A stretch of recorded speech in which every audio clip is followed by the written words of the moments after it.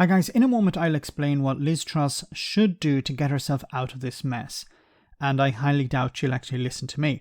But first, it's important to understand that this problem at its core is political, not economic.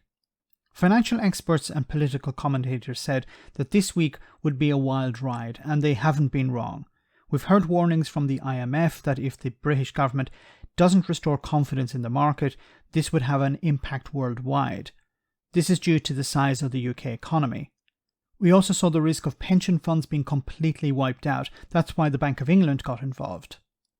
Now, some unnamed Tories have been trying to defend the party by saying that it's either Labour's fault or it has nothing to do with Kwasi Kwarteng's statement in the House of Commons last Friday, but their attempt to ignore reality is just a desperate measure to try and protect the party.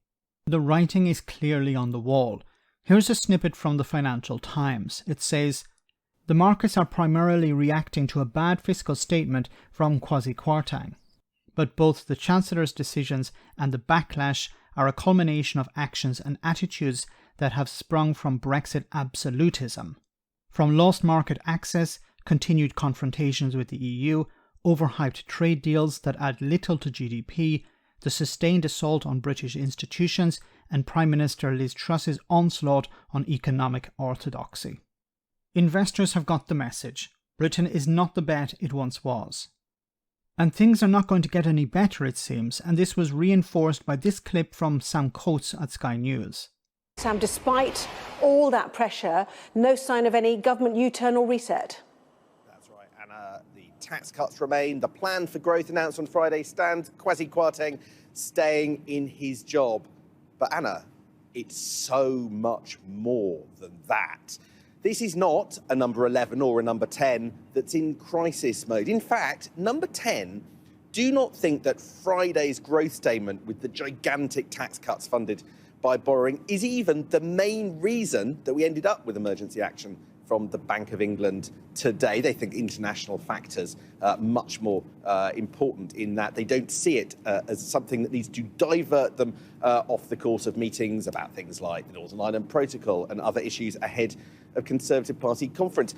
A cabinet minister involved in all of this said to me that, frankly, the idea of a link between Friday and today was BS. Apologies for the language. But that underlines how they think that this is even perhaps going away. Some in number 10 see this simply as a communication and as a stakeholder management issue. They don't even think that voters are particularly paying attention and that they won't really care what's going on. One person involved in all of this, in fact, said they were going for dinner tonight. Now, I spoke to one Tory this evening who is deeply concerned that if you don't even identify what the problem is, you can hardly begin to solve it. I suppose we just now wait to see what the markets do next. This is freaking insane. Now, I don't think that they don't believe that there's anything to worry about, but this is an attempt to convince the public that everything is fine, nothing to worry about. But attempting to deny reality is not sustainable. I think the problem is Liz Truss is surrounding herself with people who say, yes, there is a problem, but if we don't talk about it, people will be distracted by other things. The market will dictate what happens next. Now, this is my advice to Liz Truss, although I don't think she'll take it. First of all, sack Kwasi Kwarteng. He can be blamed for this mess, but also sack the advisors who are giving you bad advice. You need to convince the markets that you're serious. If Liz Truss herself isn't going to resign, then immediately hire a new chancellor. But it must be somebody who is respected by the industry. There's no point in putting in another Truss loyalist. This will not work. It has to be somebody who commands respect. It could even be someone like Rishi Sunak, someone who had rightly predicted this outcome, but I don't think Truss is going to eat that humble pie. Also, Sunak probably doesn't want to get his hands dirty. But perhaps a better solution would be to hire a technocrat chancellor, somebody who can demand respect, not Patrick Minford, a Mark Carney type figure. But I imagine Mark is either very busy or doesn't want to get involved. It could be somebody who's a former Bank of England governor or somebody who has huge expertise. It must be made clear that this individual will be given full control and they will not be second-guessed by the Prime Minister.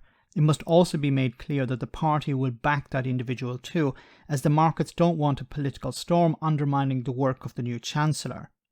This crisis can be resolved, but it first requires the Prime Minister acknowledging that there is a problem. The problem is the consequence of her Chancellor's policies, and that clearing the house needs to take place, and that somebody who actually knows what they're doing will take over. Let me know in the comment section, guys, what you think about all of this. As always, your comments are greatly appreciated. Thanks a lot.